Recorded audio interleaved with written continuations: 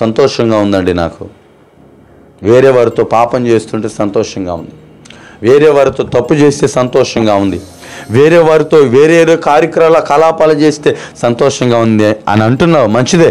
ఈ సంతోషం నీకు తాత్కాలికమే. ఈ సంతోషం నీకు శాశ్వత కాలం ఉండదు. ఈ సంతోషం నీకు తాత్కాలికమే. అందుకనే దేవుడు వాక్యం అంటది, పాపం చేసిన వారికి నేను ఖచ్చితంగా ప్రతిఫలాన్ని అనుగ్రహిస్తాను, ఖచ్చితంగా ప్రతిఫలాన్ని ఇస్తాను.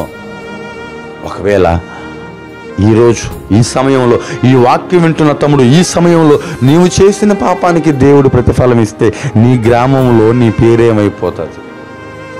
నీవు చేసిన పనులన్నిటినీ నీ ఇంట్లో వాళ్ళకి దేవుడు తెలియజెప్తే నీ ఇంటిలో నీ మర్యాద ఏమైపోద్ది, నీ విలువేమైపోద్ది, నీ అర్హత ఏమైపోద్ది, నీ బ్రతుకేమైపోద్ది ఆలోచించుకో. అందుకని దేవుడు అంటాడు, నేను పాపులను ప్రేమించేవాడిని ఎప్పుడు? పాపాన్ని విడిచిపెట్టినప్పుడు. నేను పాపులతో స్నేహం చేసేవాడిని ఎప్పుడు? పాపాన్ని ద్వేషించినప్పుడు. నేను పాపులని నా హక్కును చేర్చుకుంటాను ఎప్పుడు? పాపాన్ని విడిచిపెట్టి పరిశుద్ధతతో వారు బ్రతికినప్పుడు.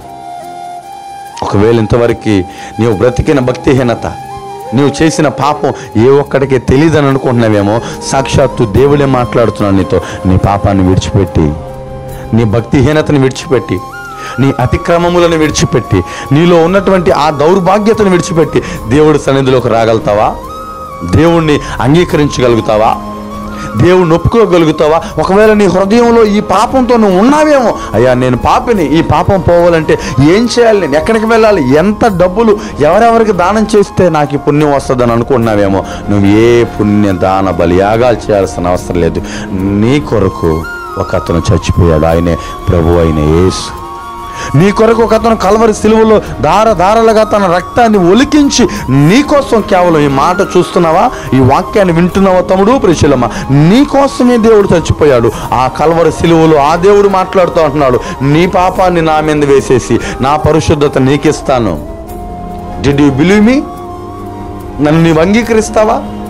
ఇదిగో నీ జీవిత కాలంలో నువ్వు అనుభవించిన ప్రతి వేదనని, నీ జీవిత కాలంలో నువ్వు అనుభవించిన ప్రతి రోదనని నేను తీసేస్తాను. ఇన్ ద క్రైస్ట్, క్రీస్తులో. Did you believe me? నన్ను అంగీకరిస్తావా?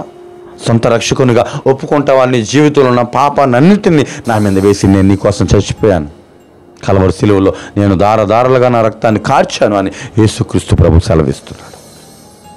నో మ్యాటర్ నువ్వు ఎవరైనా ఉండొచ్చు, నువ్వు ఏ బిలీఫ్ మీద ఉన్నావో నాకు తెలియదు, నువ్వు ఏ స్థితిగతుల్లో ఈ యొక్క వాక్యాన్ని చూస్తున్నావు నాకు తెలియదు. నేను మాట్లాడుతున్నాను ఒక దైవజనుడిగా. ఈరోజు నీ పాపాన్ని ఒప్పుకొని, నీ పాపాన్ని విడిచిపెట్టి పరిశుద్ధునిగా నువ్వు మారాలని ఆశపడితే నిన్ను బట్టి నా దేవుడు నీకు నూతన జీవితాన్ని అనుగ్రహిస్తాడు. నీకే నూతన జీవితాన్ని దేవుడు అనుగ్రహిస్తాడు. నీ పాపాన్ని ఒప్పుకొని, నీ పాపాన్ని విడిచిపెట్టి, అయ్యా నేను పాపిని ప్రభు, ఇంతవరకు నేను చేసిన ప్రతి పాపాన్ని బట్టి నేను పశ్చాత్తాపడుతున్నాను తండ్రి అని నువ్వు దేవుడి సన్నిధిలోనికి రాగలిగితే తమ్ముడు, చెల్లెమ్మ, నీ జీవితాన్ని దేవుడు అందమైన జీవితంగా మార్చేస్తాడు. ఏ రీతిగా గొంగలి పురుగు సీతాకోక చిలుకగా మారిపోతుందో, ఏ రీతిగా గొంగలి పురుగు సీతాకోక చిలుకగా మారిందో, ఆ రీతిగా నీ జీవితాన్ని ఈరోజు ఈ సమయంలో ఇదిగో ఈ మాటలు వింటుండగానే దేవుని చేతిలో పెట్టు. గొంగలి పురుగు వంటి నీ జీవితం, అసహ్యమైన నీ జీవితం, హేళనకరమైన నీ జీవితం, నీ గ్రామంలో పనికిరానిదానిగా ఉన్న నీ జీవితం, నీ గ్రామంలో ఉపయోగంలో లేనటువంటి వాడిగా ఉన్న నీ జీవితం దేవుని చేతిలో పెట్టు. ప్రభు అయిన యేసుక్రీస్తు చేతిలో పెట్టు. ఆయన గొంగలి పురుగు వంటి నీ జీవితాన్ని సీతాకోకలాగా మార్చగలిగిన దేవుడు ఆయన. నీ జీవితాన్ని దేవుడికి సమర్పిస్తావా? నీ జీవితాన్ని దేవుని సన్నిధిలో పెడతావు? గుర్తుపెట్టుకో, గొంగలి పురుగు లాంటి నీ జీవితాన్ని దేవుడు సీతాకోక చిలుకగా మారుస్తాడు. అందుకని సొలొమోను అంటాడు, మనం ఆరాధించే దేవుడు నీతిమంతులకి ప్రతిఫలం అనుగ్రహిస్తాడు. మనం ఆరాధించే దేవుడు భక్తిహీనులకి కూడా ప్రతిఫలం అనుగ్రహిస్తాడు. మనం ఆరాధించే దేవుడు పాపులకు కూడా ఆయన ప్రతిఫలాన్ని అనుగ్రహిస్తారు. ఏ ఒక్కరిని విడిచిపెట్టేవాడు కాదు. ఈరోజు నువ్వు చేసిన పాపం దేవుడికి తెలుసు కాబట్టి దేవుడు మాట్లాడుతున్నాడు, నేను నీ పాపానికి జీతం ఇవ్వక మునిపే నీ పాపాన్ని ఒప్పుకొని విడిచిపెట్టు. నేను నీ అతిక్రమముకు నువ్వు చేసిన తప్పిదాలకి జీతాలు ఇవ్వక మునిపే ఆ తప్పిదాలను విడిచిపెట్టి నా సన్నిధిలోకి వచ్చాయి. నా మహిమతో, నా పరిశుద్ధతో, నా ప్రేమతో నిన్ను నా చేతుల్లో కప్పేస్తాను.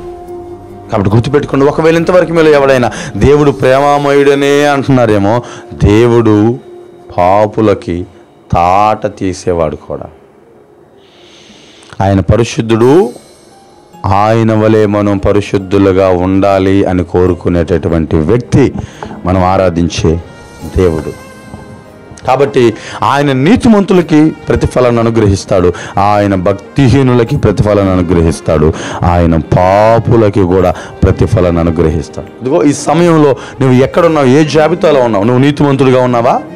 భక్తిహీనతతో నీవు ఉన్నావా? భక్తిహీనుడిగా నీవు ఉన్నావా? భక్తి లేకుండా ఉన్నవాడిగా నీవు ఉన్నావా? లేదా నువ్వు పాపిగా ఉన్నావా? నీ సిచ్యువేషన్ ఏంటో నాకు తెలియదు. నువ్వు నీతిమంతుడువో నాకు తెలియదు, నీవు భక్తిహీనుడువో నాకు తెలియదు, నువ్వు పాపిగా ఉన్నావో నాకు తెలియదు. ఏ సిచ్యువేషన్లో ఉన్నా సరే, నువ్వు భక్తిహీనతలో ఉన్నా, నువ్వు పాపంలో ఉన్నా సరే, నీతో దేవుడు మాట్లాడుతున్నాడు. భక్తిహీనులకు కూడా నేను ప్రతిఫలాన్ని ఇస్తాను, ఏ ఒక్కరిని విడిచిపెట్టేవాడు కాదు.